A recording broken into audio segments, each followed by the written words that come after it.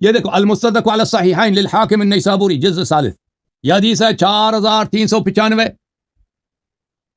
صحیح، حدیث 4393 یہ بھی صحیح، ذہبی نے کہا صحیح ہے، حاکم نے تو ویسے بھی کہا صحیح ہے نا، ذہبی جو اتنا کٹر غیر شیعہ وہ بھی کہتا ہے صحیح ہے۔ امام علی علیہ السلام سے روایت ہے کہ نبی صلی اللہ علیہ وسلم جب خیبر آئے تو عمر کو کہا کہ جاؤ جہاد کے لیے، عمر لشکر لے کے گیا، فقاتلوهم فلم يلبسوا ان هزموا عمر واصحابه، یہودیوں نے جو بھی حملہ کیا ہے عمر اور اس کے ساتھی سب فرار ہو گئے، فجاءوا يجبنونه ويجبنهم، واپس آئے نبی صلی اللہ علیہ وسلم کے دربار میں، رسول صلی اللہ علیہ وسلم کے سامنے صحابہ نے شہادت دی، یجبنون، سب کہہ رہے تھے کہ عمر بزدل ہے۔ اچھا، یہ حدیث نمبر 4393 عبد الرحمن ابن ابی لیلی سے روایت کہ علی علیہ السلام نے فرمایا کہ آپ خیبر میں تھے، میں نے کہا خیبر میں تھا، رسول اللہ صلی اللہ علیہ وآلہ وسلم نے ابو بکر کو خیبر کی طرف بھیجا تھا، وانہزم حتی رجع،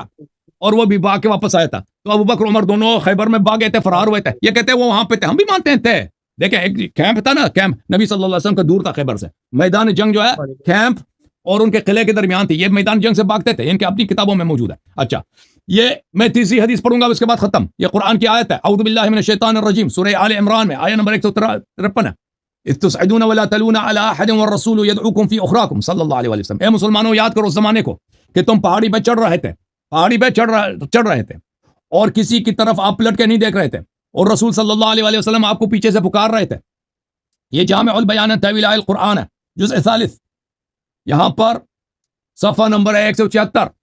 یہ حدیث ہے عمر بن الخطاب سے، عمر بن الخطاب نے خطبہ دیا، انہوں نے سورہ آل عمران پڑھی ہے، اور جب یہ خطبہ دیتے تھے سورہ آل عمران کو بہت پسند کرتے تھے پڑھنا، فلما انتہا الی قولہ، جب اس آیت تک پہنچے ان الذین التقوا تولوا منکم یوم التقى الجمعان، وہ لوگ جو فرار ہوئے تھے جنگ احد میں، قال لما كان يوم احد هزمناهم، جب جنگ احد ہوئی ہے تو ہماری لڑائی ہوئی ہے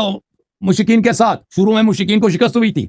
تو بعد میں دوبارہ مسلمانوں کو شکست ہوئی ہے، جب ففررت حتى صعدت الجبل،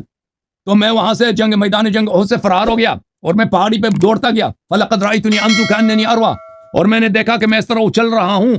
بھاگ رہا ہوں پہاڑی میں جیسے میں پہاڑی بکری ہوں۔ یہ اس کے اپنے خطبے ہیں، خطبہ ہے، آپ کی کتاب ہے اور سند بھی صحیح ہے،